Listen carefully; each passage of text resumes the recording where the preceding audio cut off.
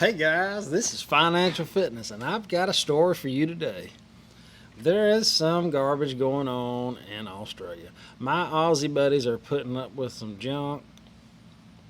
It's nuts. Not only are they getting fined $5,000 if they go outside when they're not supposed to, and they can only work out for an hour, and it's just the most draconian thing I've ever seen. And they got any guns, they can't do nothing. They're stuck. They're between a rock and a hard place. And my wife just sent me this clip, and I thought it was crazy interesting. And there's some bad stuff going on right now, and it's all happening at once. I mean, it's like the Afghanistan thing is awful. That's taking up a lot of news, and it should. Don't get me wrong. The woohoo bat flu, the jab is just overwhelming. And then you got old creepy Uncle Joe. He don't know. He don't know if he's washing, drying, or hanging out, guys. He just, bless his heart. So I don't want to let these little stories fall through the cracks that are going to be big news later, because when they take our little freedoms, when they take a little bit of your freedom, you never get that little bit back. It's foot in the door method. They get the door cracked open, they jam their foot in it, and then it's easier to get it open. So I want to keep you posted, keep you abreast. I want to share this clip with you. So let's go.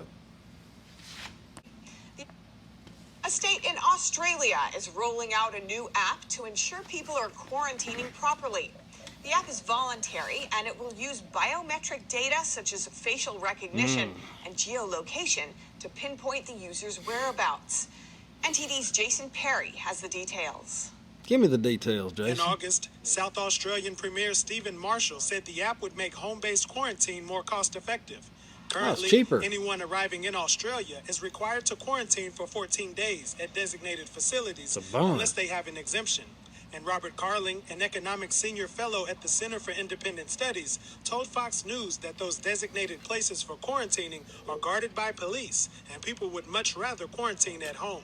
So when people volunteer to use the new app, they are allowed to quarantine at home.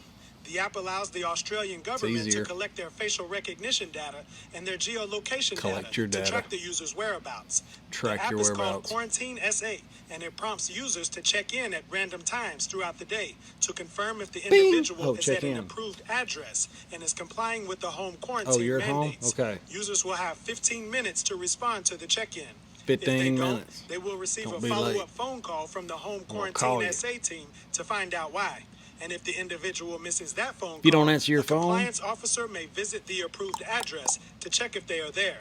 The app is currently under a trial period, but according to South Australian Premier Stephen Marshall, it will be expanded to international travelers in the following weeks. Jason Perry, following weeks. This crap is coming. 20 years ago, you picked this phone up. Well, you wouldn't have this phone. You have a bag phone. Now, this is the Jetsons, man. This is futuristic stuff, and it's coming fast. It took 20 years to get where we're at now. But remember, technology doubles every 18 months on average. What else can you say about it? This is crazy draconian measures. I mean, this is, when you miss these freedoms, you're done. When this one's gone, it's gone. There's nothing more permanent than a temporary government program, and it's for your safety. Now, the only thing they left out is what happens when you don't answer the door and tell them to get lost. Where do you go then?